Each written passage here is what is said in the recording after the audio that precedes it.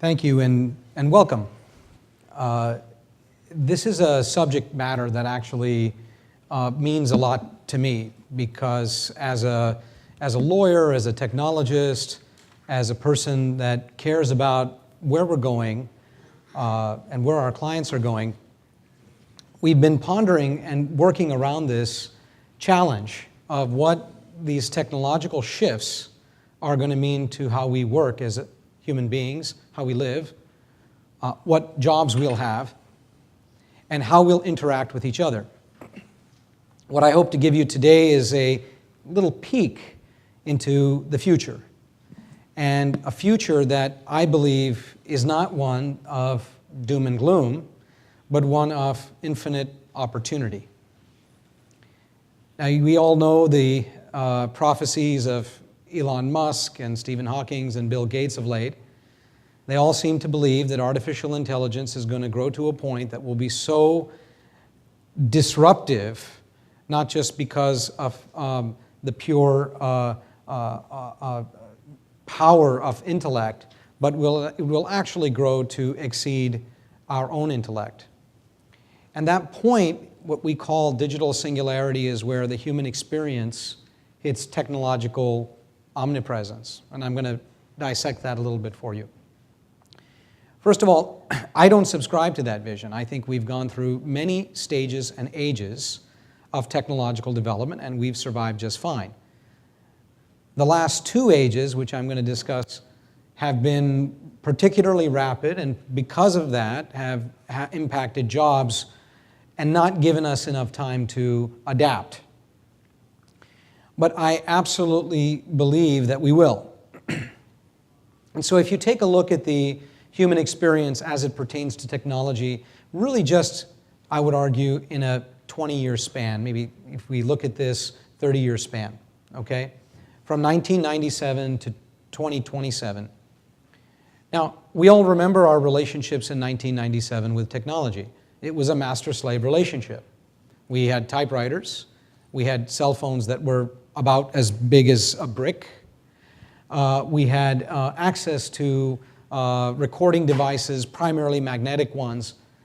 And our relationship with those devices was very manual, was very physical. We controlled it.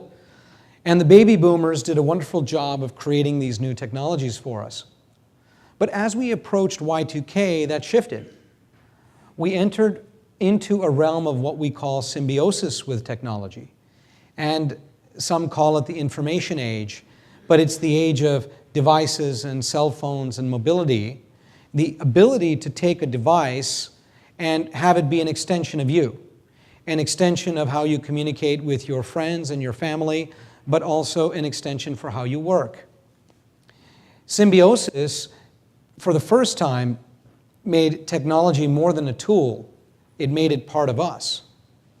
Where we're moving in this singularity phase, which is really a phase that goes beyond a sort of symbiotic relationship with technology, but rather an immersive relationship with technology. And I'm going to talk about the 6 trends that are going to demonstrate that immersive state. That immersive state is where the human experience becomes irrevocably connected with the technological one. And it's not so scary. In fact, I would argue that it's liberating.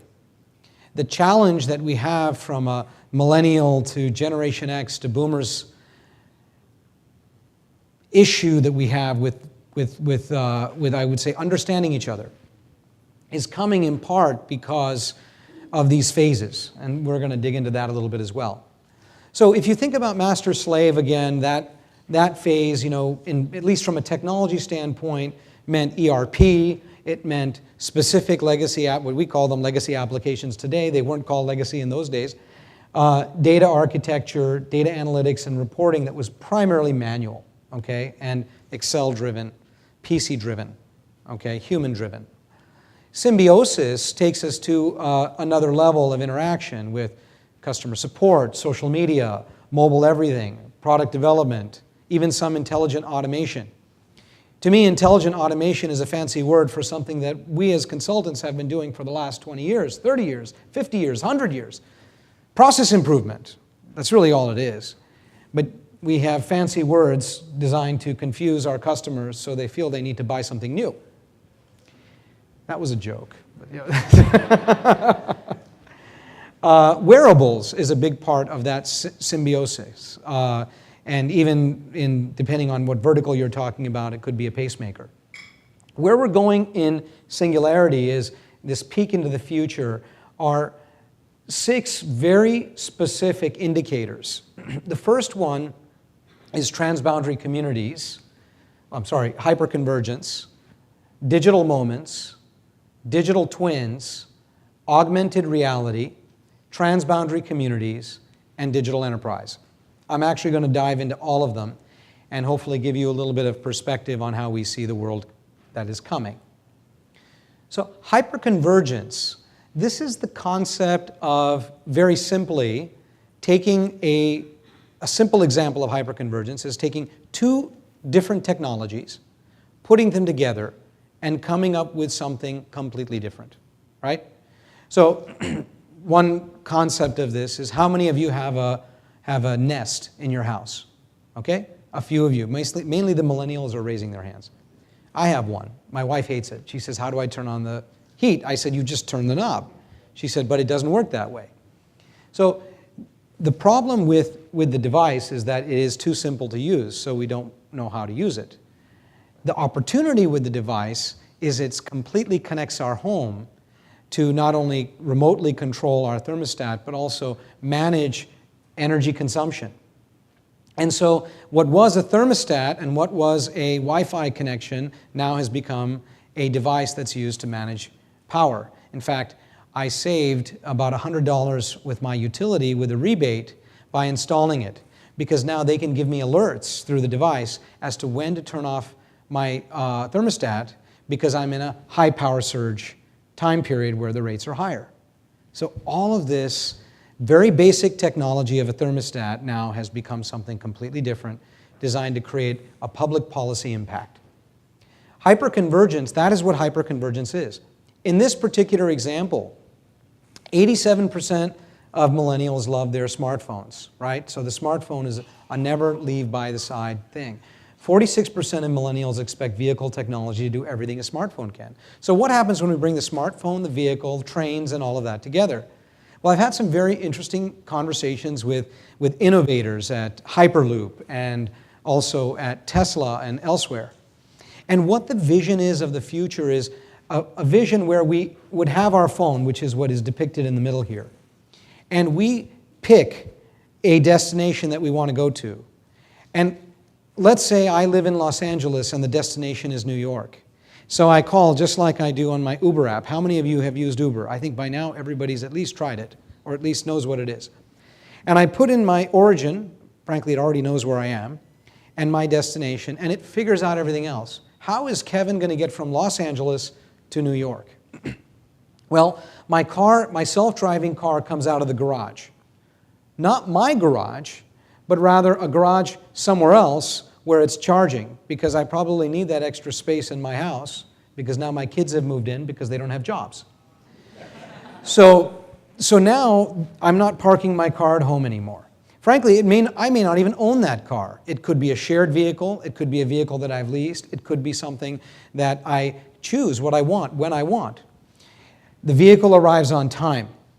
I sit in the vehicle, and the vehicle becomes a smart office.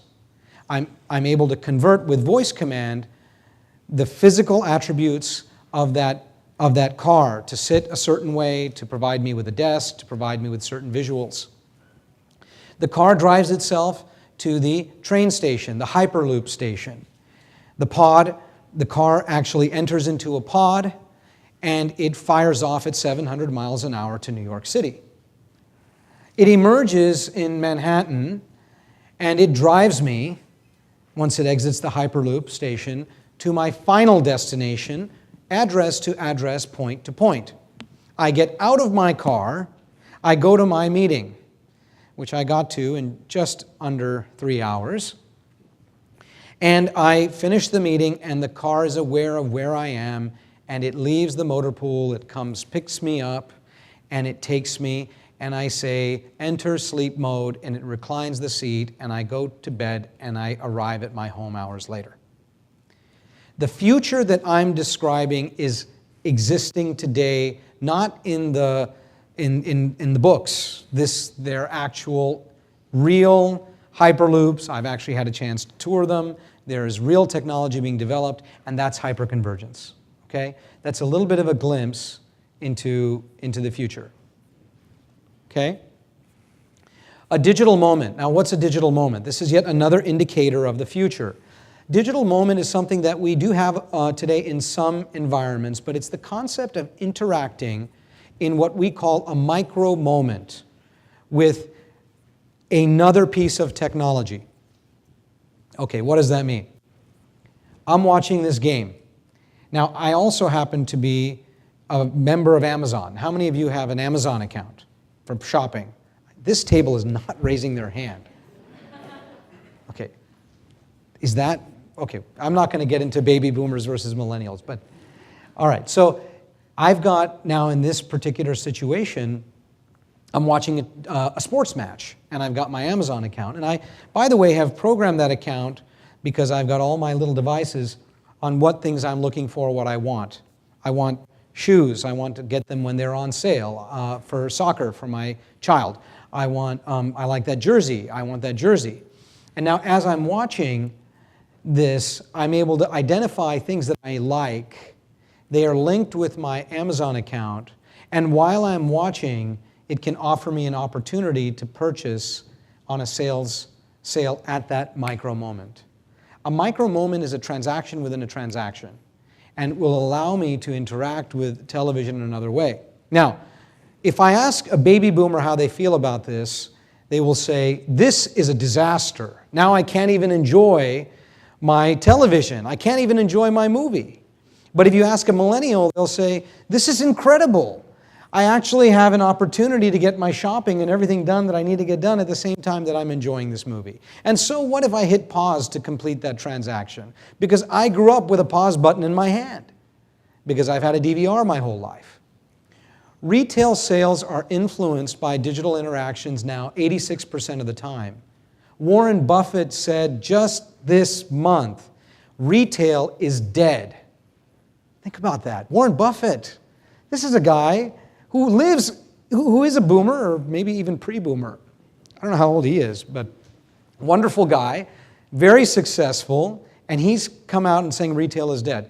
It's because of the rapid movement of online buying activities. Now, my wife, like me, who is a Generation Xer, she just doesn't believe it. She will not allow me to buy groceries online. She wants to go and check and smell the fruit, and she wants to see that it's ripe and it's good. But I would tell you that most of the people that I work with in my company just don't care. They'd rather have the convenience. So the next very controversial indicator is called digital twin. Now, a digital twin actually is a replica of yourself, okay, that has all of your relationship management, financial management, security management, social communities, work and school life, purchasing transactions, all of your data that exists in this digital twin. Your fingerprints, your retina scans, your passports, your driver's license. Now, you might say, what are we doing by giving all this information that is so important to us, my health records, to this cyber lockdown? Well, this digital twin, unlike everything else that you do in your life, is actually secure, right? Because today, if you think that you're secure, you're actually not. How many of you have experienced a credit card fraud? If everybody doesn't raise their hand, you don't know or you're lying. Because Target, Home Depot, they were all hacked, and that means you were hacked, okay? The problem is that we have varying levels of security across all of our information, and we don't take it seriously enough. The future means that my digital twin is conducting transactions for me 24/7 all the time. It is balancing my checkbook. It is maintaining all of my data. It is shopping for me when I'm sleeping because I've identified what I want. It's looking for the lowest price. It is managing security. And by the way, we would have a third-party security that is monitoring it. So all of my data can be secured and insured. So the digital twin is working for us, running our lives so that we can do what? Do less, right? We already don't have jobs. Now, because apparently all the automation has taken them away, now the digital twin will take care of our day-to-day fears and our day-to-day activities. The digital twin is a virtual model of our physical entity. It lives in a cyber world conducting transactions for us. And most importantly, when we die, it continues to work with our trust in our estates. It is not artificial intelligence. It is not alive. It is a lockdown for all of our information. It is programmed to conduct specific transactions for us. And when required, will work with our trust to make sure that our children know where the accounts are, where the money is, and what needs to be done. The next indicator, augmented reality. I just came back from Tokyo and I was meeting with Sony Corporation. They have identified a patent and technology around an augmented reality contact lens. The contact lens will go in your eye, and as you're walking down the street, it will give you information. So now you're looking for a restaurant. You program it into your mobile phone, or you have a voice communication. I'm looking for a restaurant. I want a hamburger. And it gives you a visual, literally, of where to walk to, where to go to. Forget about holding a screen like this. Forget about Google Glass. Think about the applications in supply chain, in inventory management, in product management. Again, the concept of digital singularity means the technology evasiveness goes away. There is no more physical device. The devices exist around us. How many of you use Alexa in your home or some type of Google device? Okay. You're giving it verbal commands. You're not picking up any physical device. You're asking it for the weather. You're asking it to order your lunch, right? Where does this take us? This takes us to what we call transboundary communities. How many of you are in a church group or PTA or some type of board or director position that you have, right? Transboundary communities take social media to another level. Today, social media on Facebook and LinkedIn is linear. What does that mean? You say something, look, this is a picture of my family. And Aunt Judy says, I like that. And then after that, Grandma says, I like that. And then after that, someone says, that's not my wife, that's somebody else. So the point is, it's a linear communication. It is not a real communication. And so when you have real-time communication across a social presence, that is what transboundary communities is. It means we are communicating over sensor technology. It means we're communicating in virtual workspaces. I am working closely with some of the folks at JPL NASA. In fact, I recently was talking to my friend Jim Rinaldi about Workplace 2025. And the idea, and he's the CIO of JPL NASA, and he gave a great talk on this just last month. The focus of this new presence is how do we work virtually together in a way that feels like we're not away from each other, right? This means our church groups, our PTA groups, and whatever it is, could be thousands of miles away, our book club, but we can still interact in real time. What does this mean for the digital enterprise? What does this mean for what we can actually do? Well, 88% of executives are undergoing some formal digital transformation right now, and many of our clients are going through that. 78% of enterprises have some executive other than the CIO involved, right? And then, when you look at what business process automation is, it's accelerating at a pace where this is becoming a bigger and bigger part of our business. The traditional value chains of supplier, manufacturing, going to a warehouse, distributing, going to retail, and going to the customer are being disrupted. They're being disrupted to move at digital speed, which means all of those things will happen in a single click, as they do now when you buy on Amazon. You have a single experience. What does this mean for economic development? What does this mean for the developing world? Well, we've been doing work in Ghana, and we've been doing work in, as Whitney mentioned, in Malawi and Rwanda and several other locations around the world. And what we're finding is that they are ready to level skip traditional models.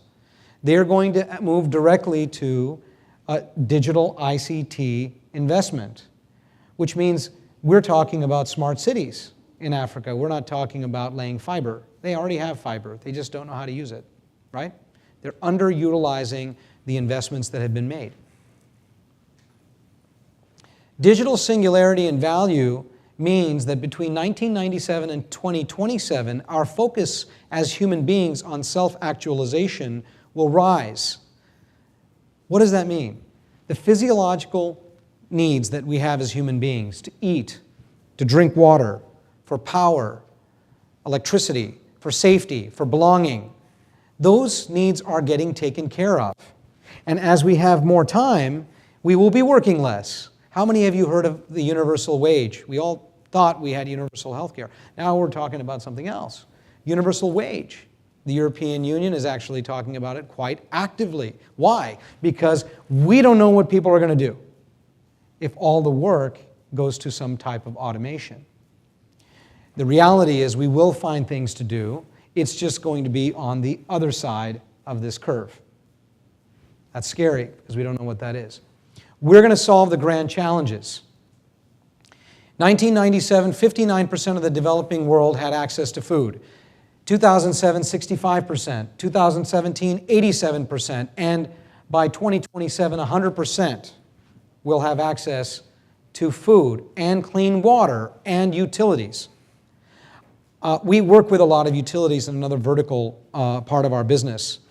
And I was actually down in Southern California, in Orange County, visiting this home that I was actually looking to purchase as an investment. And it was completely off the grid. It had solar technology that was powerful enough that it actually had no connection to the grid at all. And in fact, the utility bill at the end of the year was like $250, and that was only to keep the main utility connected in case for some reason the solar panels failed as a backup. Today, if we properly outfitted Spain with the right level of solar technology, we could actually power much of Europe. The technology revolution will solve the grand challenge of power. And when you have power, that means you can make unlimited clean water. When you have unlimited clean water, it means that you can grow food. The global life expectancy has gone up as well. Again, I'm giving a case for humanity. I'm not trying to give a doom and gloom presentation here, because what you're seeing here as people live longer is they are increasingly getting disconnected with the technology around them, which means they can't keep up with the rapid changes. That's why we're talking about universal wage. We wouldn't be talking about it otherwise. So what is happening is, as the life expectancy increases, as we are living better, as we are creating more free time for ourselves, there is also going to be some type of need to balance that until we find out what economically viably we can do with ourselves. But we will find out. I was meeting with the city of Los Angeles recently, and one of the engineers there told me a story. He told me a story about a horse carriage. And he said that his father worked in public works and his grandfather worked in public works just like he did. And his grandfather used to be managing the stables where the police carriages and the fire carriages were maintained. And they used to have a guy there that used to pick up the dung and clean it and do all that kind of stuff. Well, when the automobile came, there, I don't get that either, by the way. So when the automobile came, that job was lost, right? When the plow was invented, there were about 1,000 people that needed to plow the field. Now there's not only one and a cow, okay? So this kind of disruption has been going on from the beginning, and it'll continue, and we'll find new things to do. But how will life change in 2027? I see a new human renaissance emerging. Today, we're looking at barrier-free access and playing without rules. How many entrepreneurs do we have out there today that are selling on eBay or that are supplementing their income through some type of Google video? Millennials are viewed today with some kind of distaste because they are not planning to work in a job for 40 years. But yet they're making $65,000 to $100,000 a year putting training videos on how to solve level 15 of Halo on the internet. Playing without rules means having access to technology and information at an infinite level. I heard the story about a 16-year-old that gave advice to the doctor that was treating his mother's cancer because he read something on the internet that the doctor had not thought about as a possible technique. Democratized egalitarianism, enterprise of one. We are entering into a world of independent contractors, and that is because of all the freedom of information that people have, and the fact that the old model of employment are breaking down. That also means that we need to now plan for people's retirement better, and we cannot expect that traditional employers are going to be able to cover everyone. And what we most importantly are moving toward is what we call sharing communities and designer worlds. Today we live in the reality that we create. How many of you use Flipboard? Does anyone know what it is? Millennials use it. I use it too.